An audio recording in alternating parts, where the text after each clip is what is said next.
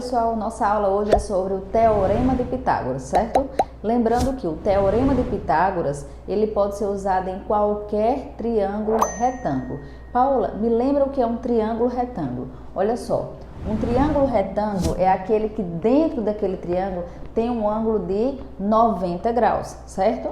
Bom, esse ângulo de 90 graus é exatamente esse ângulo onde os meus lados serão o que a gente chama de catetos, certo? É aqueles lados que se encontram no ângulo reto, ok? Quem será a sua hipotenusa? A sua hipotenusa é exatamente o lado oposto a esse ângulo reto.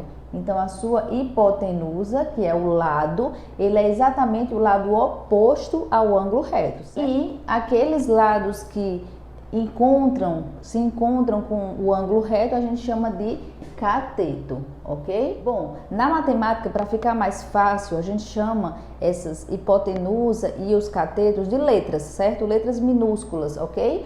A letra maiúscula aqui está indicando o ângulo, certo? Existe um ângulo reto, certo? O ângulo de 90 graus, que eu chamei aqui de A, e esses ângulos são os ângulos menores que 90 graus, ok? Então, vamos lá. A gente vai chamar a hipotenusa de alguma letra minúscula, certo? Eu posso chamar de A ao quadrado, certo? Igual, então eu posso chamar aqui de A, aqui de B e aqui de C. Isso vai depender de cada questão, certo? Então, eu tenho essa relação que a gente chama do Teorema de Pitágoras. O que diz o Teorema de Pitágoras? O quadrado da hipotenusa é igual à soma do quadrado dos catetos. E ele ajuda você a resolver várias questões, ok? Quando envolve o triângulo retângulo. Então, por exemplo, coloquei esse exemplo aqui. Calcule o perímetro do triângulo. O que a gente lembra que é o perímetro? O perímetro, a gente lembra que é a soma dos lados, ok? Bom, eu sei que é a soma dos lados, só que meu triângulo retângulo só tem dois lados. Que lados são esses?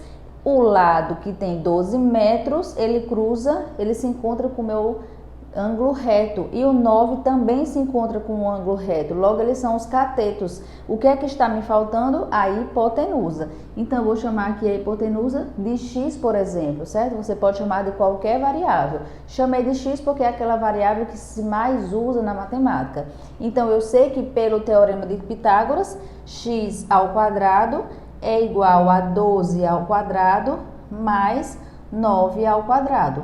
O Teorema de Pitágoras. Então, daqui eu tenho que x ao quadrado, 12 ao quadrado dá 144 e 9 ao quadrado dá 81. Logo, x ao quadrado, 225.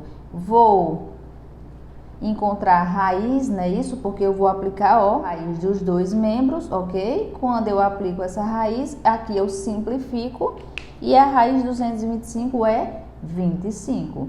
Bom, encontrei x igual a 25, a minha hipotenusa é 25, mas a questão está pedindo o quê? Está pedindo o perímetro. O perímetro é o quê? É a soma dos lados. Então, é 25 mais 12 mais 9. Então, aqui, pessoal, ó, 25 mais 12 dá 37. 37 mais 9, 46. Então, o perímetro que ele quer é 46, porque ele está pedindo a soma dos lados, certo, gente? Então, esse tipo de questão ajuda muito vocês a fazerem várias questões de Teorema de Pitágoras, ok? Quando existir um ângulo reto, você sabe que a hipotenusa ao quadrado é igual à soma do quadrado dos catetos. Por hoje é só, a gente fica por aqui. Não esquece, deixa teu like, se inscreve no canal e não esquece de deixar o sino ativado para chegar notificação de vídeos novos na sua casa. Por hoje é só, um grande abraço, até a nossa próxima aula.